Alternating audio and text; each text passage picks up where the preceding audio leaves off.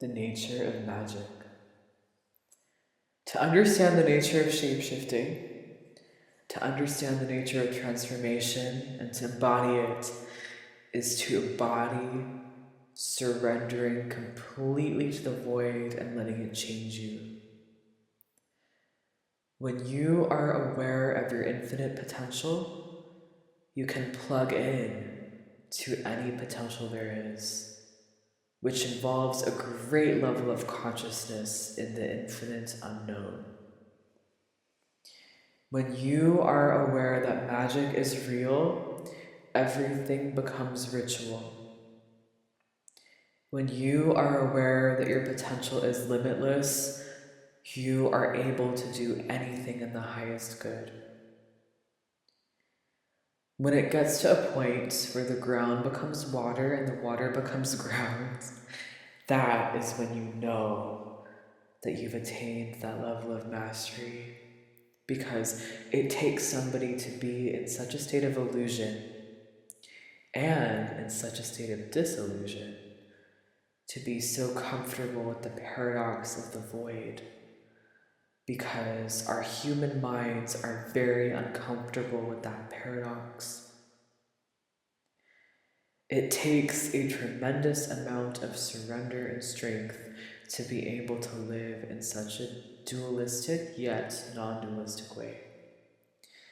Because you are living in a reality that demands you to be separate while you are infinite. So instead of being one thing, you become everything instead.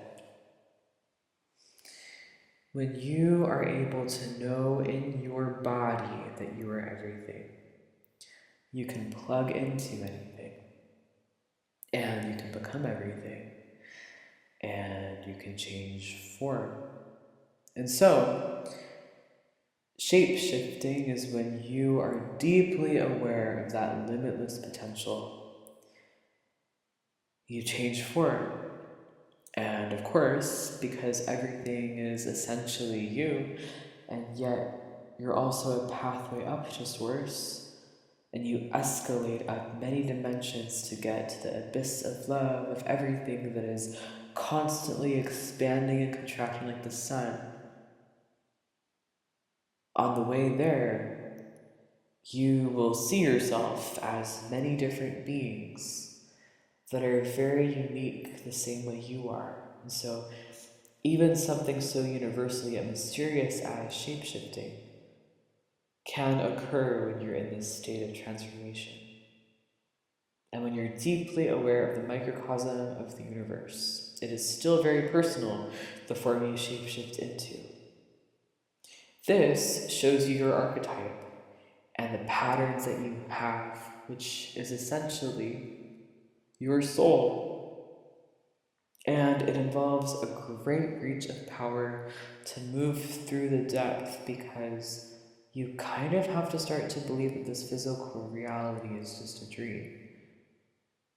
When you get to that point, when you truly feel like this physical reality is just a dream, your dreams will become reality, and your reality will become dreams. And then your dreams and your reality will be the same thing. And that is what manifestation is. And that's where magicianship comes from.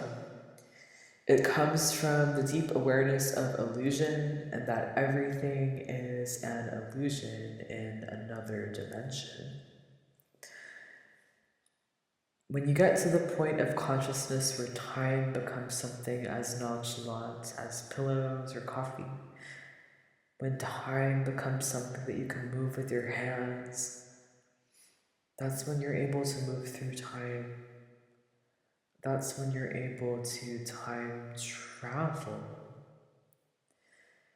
Now, I know this all sounds kind of bizarre, but there's a common thread in all these words that I'm saying, which is when you are really able to take your state, your sober, conscious state, into infinite oneness with all, And you can maintain that oneness with God as your everyday state of reality, as you are in complete oneness with God when you go grocery shopping, do the dishes, clean your house, go throughout your day. This is when you can perform miracles.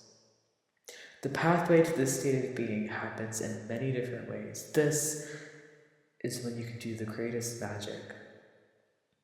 The pathway to this state of being happens in many different ways.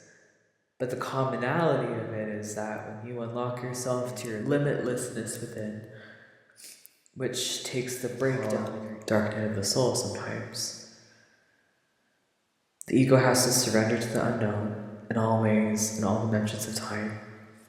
And once the ego breaks down,